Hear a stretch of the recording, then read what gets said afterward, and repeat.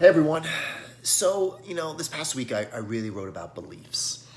And I can say that my beliefs from when I first began as an administrator radically changed. And my beliefs in education really changed after a student told me that school was like a jail and I got on social media.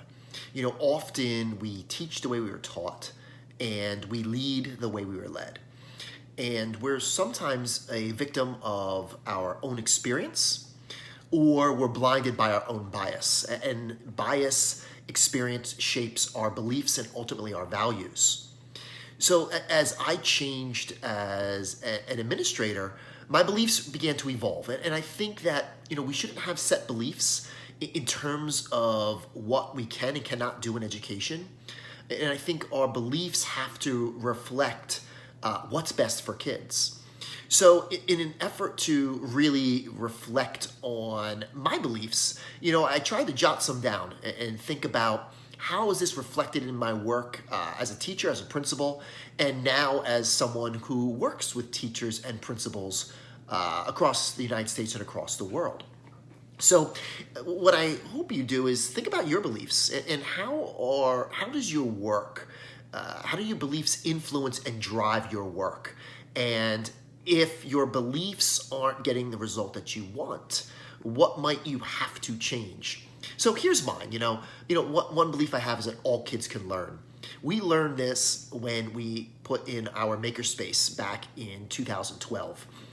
Before that, kind of school met one population, the kids that could take tests. All kids learn differently. And the makerspace showed our kids actually that all kids are geniuses in their own right. All kids can learn in unique ways. So when we think about the concept of all kids can learn, yes, we can believe in it, but has that belief reflected in our work? Our makerspace had the most impact on our at-risk population, the kids that needed it the most. So that's one belief. Another belief is that there must be purpose. Purpose in learning must be a priority. Just whether it's kids or adults, it's not can we articulate what we learned. Do we know why we're learning it and how we will use our learning in our professional practice, or for kids, how will they use their learning and apply it outside of school? Purpose in learning is so, so important. And I think that's a belief that we all can rally around. Another belief of mine is that technology can be a game changer if there's a solid pedagogical foundation in place.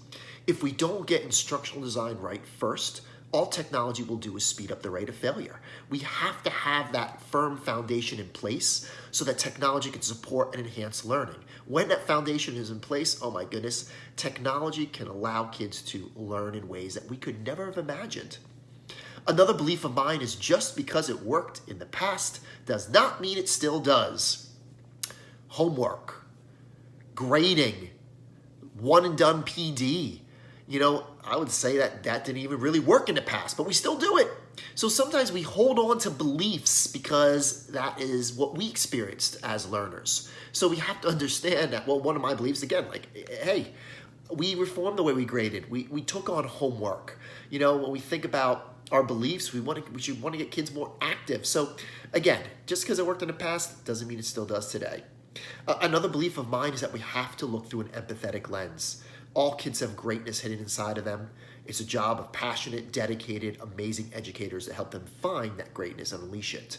Sometimes we just have no understanding of what kids are going through outside of our schools, whether it's emotional or physical issues. So we have to look through that empathetic lens in order to build powerful relationships with kids.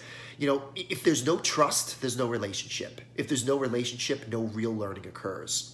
Another belief of mine is that learning spaces have to be more reflective of the real world. Would you want to learn in the same spaces and under the same conditions as your learners? When I started reflecting on that, I'm like, heck no. So one belief of mine is, if we're going to prepare kids to be these divergent thinkers, competent in an ever-increasing digital world, we have to create the spaces that allow them to thrive. Another belief of mine is that a push for efficacy benefits all. Just because it sounds good on Twitter or looks good on Pinterest and Instagram does not mean it's an effective practice. There is nothing wrong with pushing for efficacy. How do we align it to research? What evidence do we have to support our claims of new and better. Efficacy is not just setting goals, but the degree to which we achieve those goals. And a push for efficacy benefits all of us, especially when we want to scale change. Another belief of mine is we need to chase growth, not perfection. I'm sorry, but there is no perfect teacher, administrator, lesson, school, organization. It just does not exist.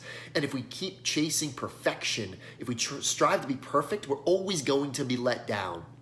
We need to chase growth instead. And as we think about chasing growth, we have to constantly think about how can we get better and be a better iteration of ourselves for our kids.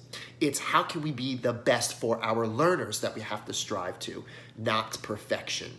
So those are some of my beliefs, and I'm not saying they're perfect. And my beliefs continually change as I look at advances in what we know about the brain, advances in technology and society. So what I challenge you to think about is, what do you believe in? What is your purpose? Why do you do what you do? How can you get better? And I would encourage you to, write down your beliefs so you can reflect. And it's not just, again, what you believe in, but how do you turn that into action? How does that action lead to results? And how do you not tell others what to believe in, but help shape their beliefs through your actions and ultimate success? So I hope you'll take to social media and share some of your beliefs. That's it for this week, everybody. So have a great weekend.